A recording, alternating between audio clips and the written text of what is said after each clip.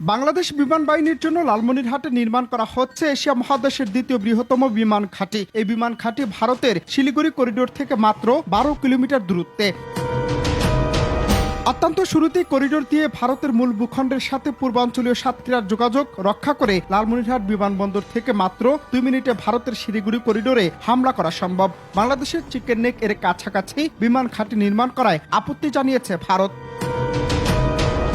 ভারত তাদের মূল ভূখণ্ডের সাথে পূর্বাঞ্চলীয় 7 রাজ্যের যোগাযোগ রক্ষা করে। লালমনিরহাটের বিশাল এই বিমান ঘাঁটির ইতিহাস আজ থেকে প্রায় 100 বছরের পুরনো। 1931 সালে ব্রিটিশ সরকার এই অঞ্চলে বিমান ঘাঁটি নির্মাণ করে। শুধু তাই নয়, দ্বিতীয় বিশ্বযুদ্ধ চলাকালীন বিমান ঘাঁটি ছিল মৃত্যু বাহিনীর একমাত্র ভরসা। পরবর্তীতে 1947 সালে এই বিমান ঘাঁটির কার্যক্রম বন্ধ হয়ে যায়। দেশ স্বাধীন হওয়ার পর 1972 সালে বাংলাদেশ বিমান বাহিনীর হেডকোয়ার্টার্স স্থাপন করার সিদ্ধান্ত নেয় লালমনিরহাটের বিমান ঘাঁটিতে। কিন্তু শেষ পর্যন্ত ভারতের আপত্তির কারণে লালমনিরহাটে বিমান ঘাঁটি স্থাপনের জন্য কাজ বন্ধ করা হয়। এরপর থেকে পরিত্যক্ত অবস্থায় আছে সে বিমান ঘাঁটি। তবে গুরুত্বপূর্ণ বিমান ঘাঁটি লালমনিরহাট বিমান ঘাঁটির আয়তন প্রায় 2000 একর পর্যন্ত।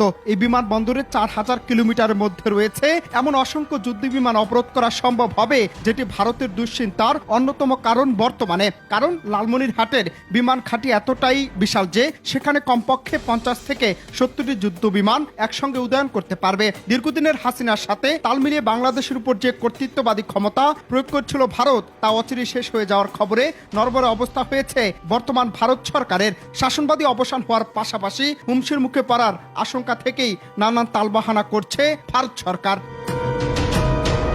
এখন বিষয় হচ্ছে, কয়েকদিন ধরেই নানান তালবাহানা করে যাচ্ছে ভারত। কয়েক দফায় বাংলাদেশের পতাকাকে অবমাননা, ভিসা প্রসেসিং বন্ধ, চিকিৎসা সেবা না দেওয়ার ঘোষণা, রপ্তানি বন্ধ সহ একাধিক বিষয় সামনে এনে বাংলাদেশের চরম বিতর্কে ভারত সরকার। টানাপোড়া লেগে যাচ্ছে পররাষ্ট্রনীতি আর বন্ধুত্বপূর্ণ সম্পর্কেও। আমরা একটি সিদ্ধান্ত নিয়ে বিজ্ঞপ্তি জারি করেছি যে আমরা আজ থেকে অনির্দিষ্টকালের জন্য কোনো রকম বাংলাদেশি পেশেন্টকে অ্যাডমিট অথবা কোনো রকম মেডিকেল পরিষেবা দেব না।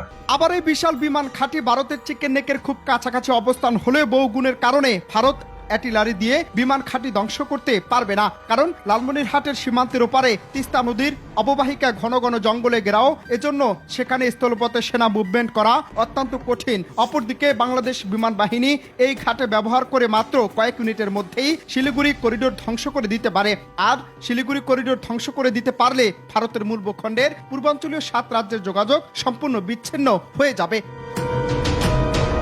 টানা কয়েকদিনের ভারতের অযৌক্তিক কর্মকাণ্ডের প্রশ্ন জাগছে নানান মহলে। 2 ডিসেম্বর ভারতের বাংলাদেশের দূতাবাসে অপ্রত্যাশিত আক্রমণ, বাংলাদেশের জাতীয় পতাকাকে ছিঁড়ে ফেলা সহ এমন বেশ কয়েকটি কাজে মুখ খুলতে শুরু করেছে বাংলাদেশের বর্তমান অন্তর্বর্তীকালীন সরকার। মমতা ব্যানার্জির বাংলাদেশ ইস্যু নিয়ে শান্তিরক্ষা বাহিনী পাঠানোর মন্তব্যে কড়া বার্তা দিয়েছেন পররাষ্ট্র উপদেষ্টা তৌহিদ হোসেন।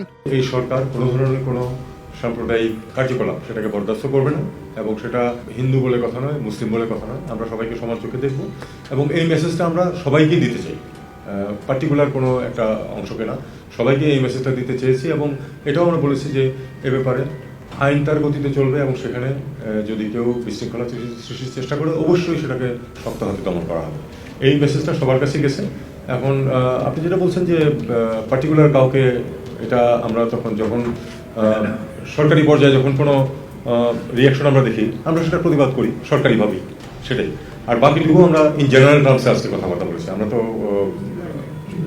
কোনো কাউকে দোষারোপ করার জন্য আসি, আমরা শুধু আমাদের অবস্থানটাকে শক্তভাবে উল্লেখ করার জন্য এসেছি। আবার ভারতের এমন কর্মকাণ্ড হঠাৎ করে বৃদ্ধি, তাও আবার ছাত্র জনতার গণঅভ্যুত্থানে হাসিনা সরকারের পতন হওয়ার পর। অনেকে মনে করছেন হাসিনা সরকারের পতনে বাংলাদেশের শাসনবাদী হারিয়েই এমন নড়বড়ে কার্যক্রম করছে ভারত। আবার নানান মহলে প্রশ্ন উঠেছে, পরিকল্পনা করেই শেখ হাসিনা ফাঁদ পেতেছে দেশে অরাজকতা তৈরি করার জন্য, যেন দেশের মানুষ শেখ হাসিনার 16 বছরের স্বৈরাচারী কর্মকাণ্ড থেকে ভিন্ন খাতে মনোযোগ দেয়। তবে শেখ হাসিনার তৈরি ফাঁদে কি বর্তমান সরকার পা দেবে, নাকি কঠিন কৌশলে প্রতিহত করবে তার চক্রান্ত, সেটি নিয়েও নানান মহলে হাজার প্রশ্ন। অনন্ত হাসান মাসুদ, বাংলা টিভি, ঢাকা।